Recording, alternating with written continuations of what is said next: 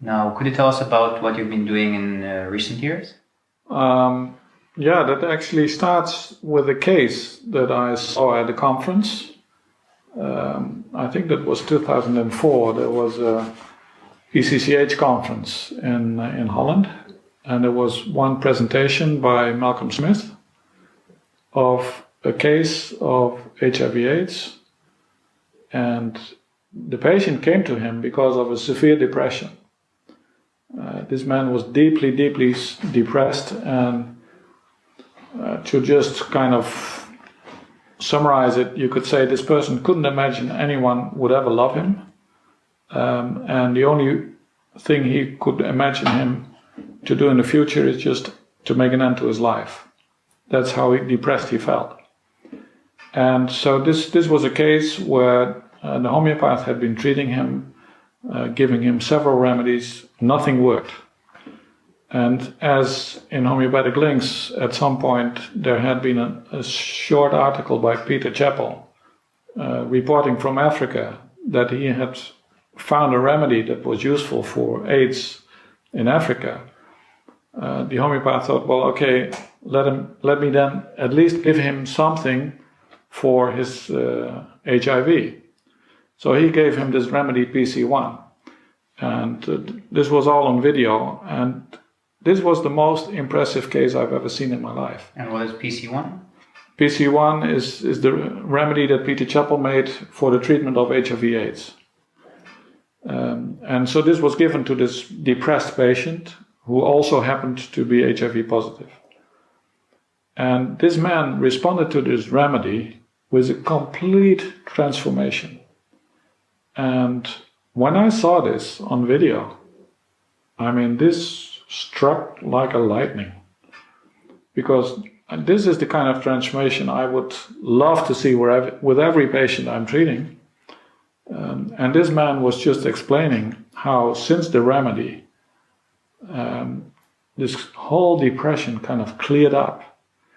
And weeping, he said, I love everyone. I love everyone.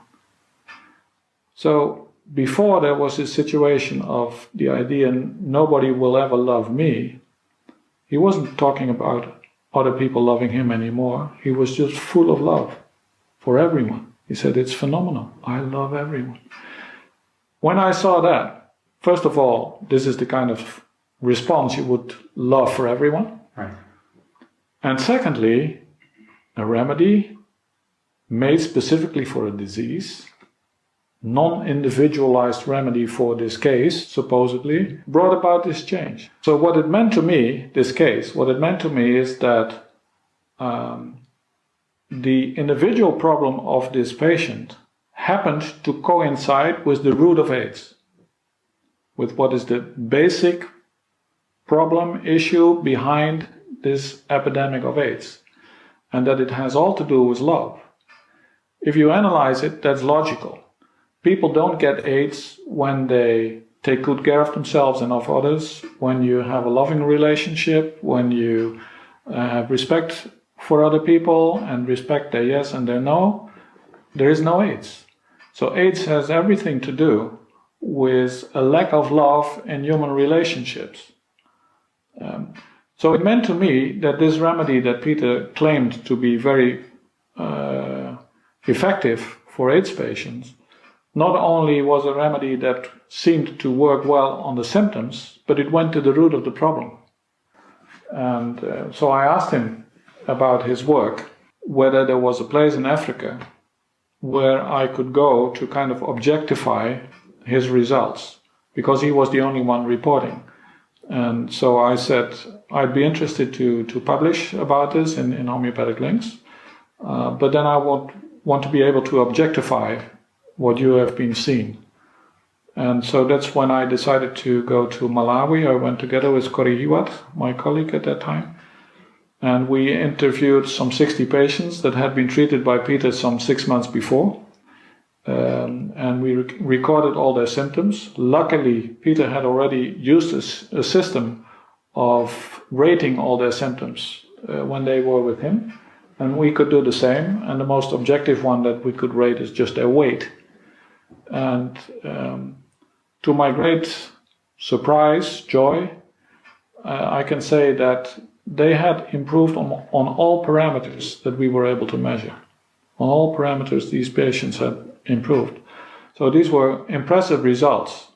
And after having seen that, and after being aware of that it's possible to treat an epidemic like AIDS with homeopathy effectively, I felt, well, this is something I would want to support. And so I kind of linked up with Peter, and we discussed how we could further implement this approach. Now, as to your question, how does he make it? We've had long discussions about this, because at some point he decided not to make it public how he makes them. He was in a situation in Ethiopia treating patients individually first, just giving sepia to a sepia, pastilla to a pastilla, and whatever, and he was seeing results. Not consistent, but in many cases he was seeing results, and in some cases real good results. The usual homeopathic practice. Yeah. But he realized this is an epidemic, so in principle you can use the genus epidemicus approach, meaning that you can look for one or a group of remedies that can cover the totality of this disease, and you could kind of give it automatically to everyone where the diagnosis is being made. So also being aware that there are some 25 million people infected in Africa, he realized that he himself could just treat a handful, hundreds, perhaps thousands, but never millions. So to really reach a much larger group of people, a remedy would have to be found that could be given to anyone. And that's one of the great advantages of a genus epidemicus approach. You don't need a lot of skills to apply it once someone at least has defined a remedy that works. Right, but the remedy that he defined is not one of the ordinary ones used well, that's what he looked for first. Infections. Yeah, he just first, he made an analysis. He took 70 cases, took all their symptoms, took out the individual symptoms and took the disease-specific ones, and that was kind of the case of the disease. And then he made an analysis within the materia medica, repertory, etc., looking for 1, 2, 3 remedies that could cover this totality, and he couldn't find it. He wrote about this, wrote emails around the world. Anybody has a good idea, and nobody came up with a good idea. And so at some point, he asked himself, if I already know the totality that I want, would it be possible to kind of reverse engineer the process of making a homeopathic remedy? Is it possible to have a totality and kind of put that totality into a bottle, into a granule? Otherwise, we make a remedy from substance, and then we do provings, and we have clinical confirmations, and then we have a totality. Right. And he said, well, if I do this the other way around, I have a totality, how to put it into a granule. Mm-hmm. And so he pondered about that and found a way and asked his patients, are you willing to try a new remedy? And so he gave to several patients this new remedy, and then after some weeks they were coming back. And then he was seeing consistent, amazing results. People that couldn't work were back to their jobs. Children that couldn't go to school were back to school. People were increasing in weights. Their pains were gone. Their TB symptoms were gone. People were just thriving. So he was amazed. And he thought, I mean, the world will just go for it. I just have to announce this and people will go for it. And as we know, with homeopathy in general, this doesn't happen, and it didn't happen with HIV/AIDS either. So this is still something we're working on. Mm-hmm. But at this point, you've been working in Africa and have yourself also observed results with this approach? Yeah. So first of all, I've done some 60 interviews with patients he had been treating before. Mm-hmm. Treated some new cases there also, and see them coming back. And I remember sitting there with Corrie that at some point I said, it's crazy, but it's easier to treat an AIDS patient here than a child with a running nose in my practice in Holland. Because you could just completely rely on the results. And that is something which in normal practice you don't have. That is typical of a genus epidemicus approach, provided you have a remedy that really covers the totality of the disease. Right. You can just have consistent results. It's actually the branch of homeopathy that really pushed homeopathy forward more than a century ago.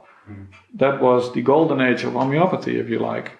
And that was when there were lots of homeopathic hospitals, and when hospital records showed that with epidemics like cholera, yellow fever, homeopaths were having great results compared to allopathic hospitals.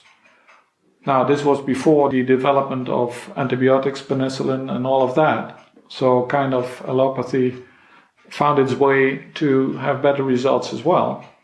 But treating epidemics, it's our best asset, I'm sure. And how has your experience with PC remedies been since 2004? Already in 2004, when in Malawi, we also saw several patients that had been treated by Peter for malaria.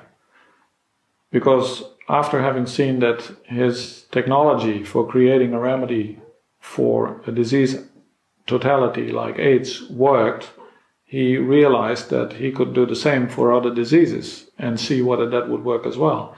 So one of the first remedies, perhaps the first after PC1, was a remedy for malaria that he made.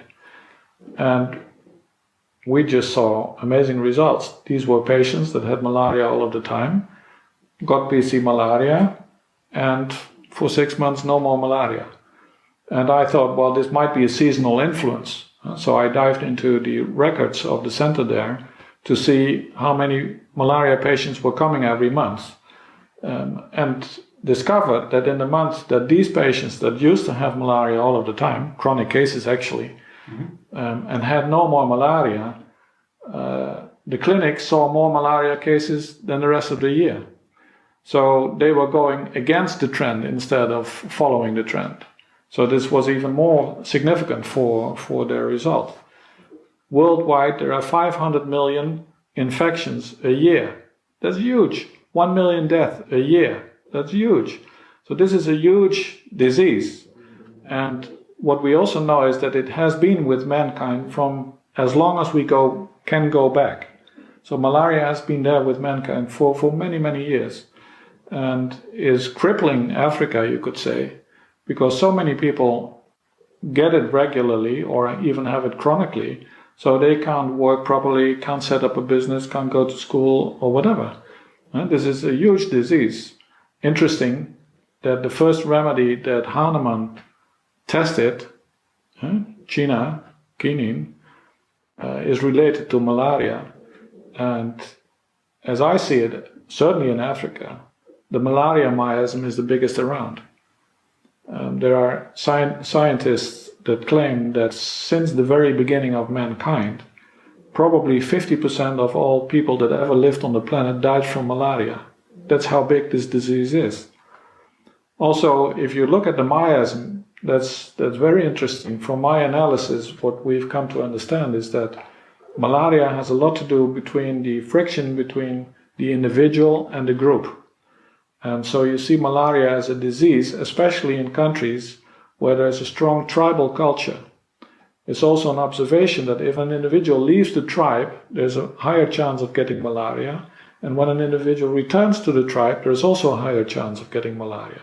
So going in and out of the collective is an issue that has to do with malaria. Which is a basic human issue and a lacrimonium issue, I guess. It's a very basic human issue. I and the group. Very human basic issue. So malaria is a big disease, bigger than probably AIDS, although that makes the headlines more easily. And so it's one of the diseases that we've decided to focus on very strongly also, because there's a lot to be gained there.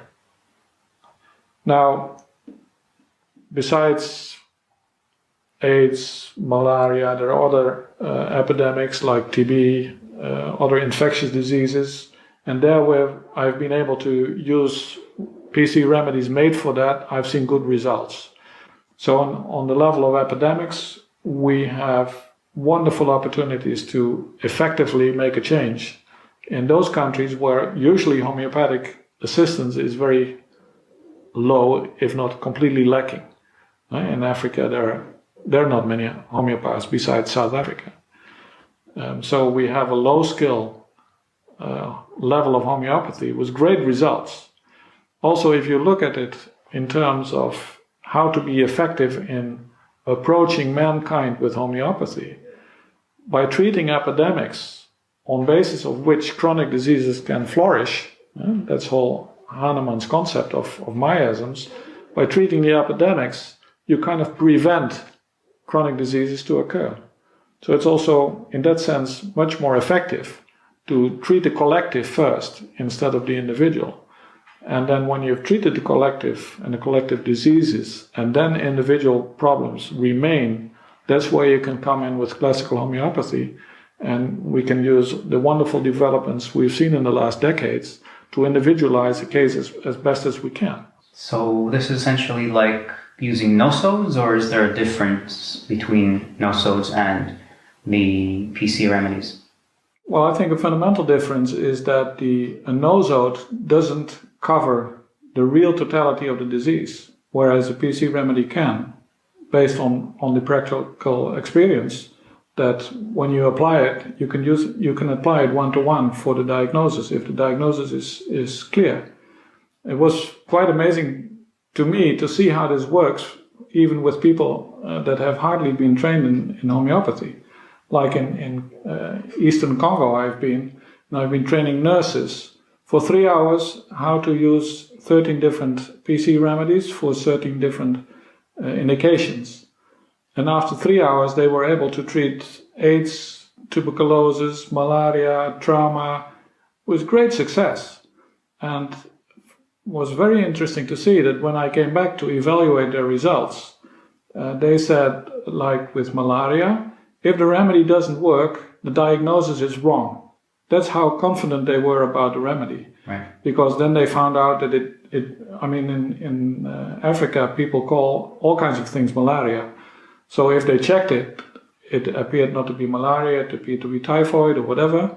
So they could just diagnose the case by giving a remedy.